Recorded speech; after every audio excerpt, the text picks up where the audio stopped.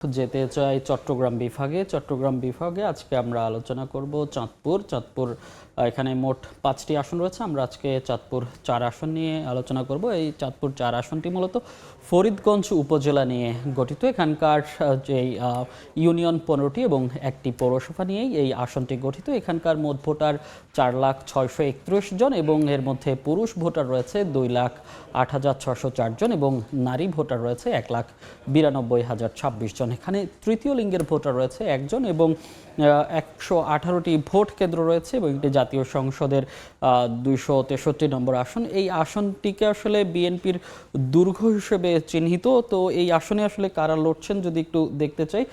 বিএনপির প্রার্থী লড়ছেন লায়ন হারুনুর রশিদ। তিনি ধানের শীষ প্রতীক নিয়ে যেই নির্বাচন সেই নির্বাচনে প্রতিদ্বন্দ্বিতা করবেন এবং দাড়িপাল্লা প্রার্থী অর্থাৎ জামাতে ইসলামী থেকে বিল্লাল হোসেন মিয়াজি এবং হাতপাখা ইসলামী আন্দোলন থেকে মকবুল হোসেন, তারা আসলে এই নির্বাচনে লড়ছেন। এছাড়াও জাতীয় পার্টি এবং গণফোরাম সহ অন্যান্য যেই রাজনৈতিক দল আছে তাদেরও আমরা প্রার্থী দেখেছি এবং সেই সঙ্গে কিন্তু বিএনপির যে প্রার্থী হয়েছে তার সঙ্গে কিন্তু বিএনপি থেকে বহিষ্কৃত যে স্বতন্ত্র প্রার্থীও আছে। তো সেই হিসেবে এই যেই বাড়তি সুযোগ সুবিধা সেটি আসলে জামাত পেতে পারে বলে ধারণা করা হচ্ছে। চাঁদপুর 4 আসনের নির্বাচনের হালচাল নিয়ে আরও জানতে সেখানে যাব। সেখানে আছেন আমাদের সহকর্মী ফারুক আহমদ, আমরা তার সঙ্গে যুক্ত হচ্ছি।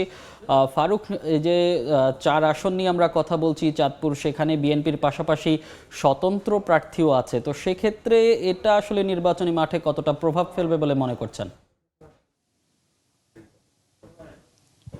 চাঁদপুর জেলা সংসদীয় যে 5টি আসন আছে তার মধ্যে চাঁদপুর 4 অর্থাৎ ফরিদগঞ্জ উপজেলা দিয়ে এই চাঁদপুর 4 আসনটি অতীতের নির্বাচনের চাইতে এবারের ত্রয়োদশ জাতীয় সংসদ নির্বাচন যতই ঘনিয়ে আসছে, প্রার্থী যারা আছেন তাদের সঙ্গে কর্মী সমর্থকদের মধ্যে যেমনটা উত্তেজনা বিরাজ করছে, তার সঙ্গে কিন্তু ভোটারদের মধ্যেও এক ধরনের উত্তেজনা আছে। অর্থাৎ এবারে কিন্তু হাড্ডাহাড্ডি লড়াই। তবে অতীতে যেমনটি আওয়ামী লীগ ছিল তখন কিন্তু এটি বিএনপির দুর্গ হিসেবে পরিচিত ছিল।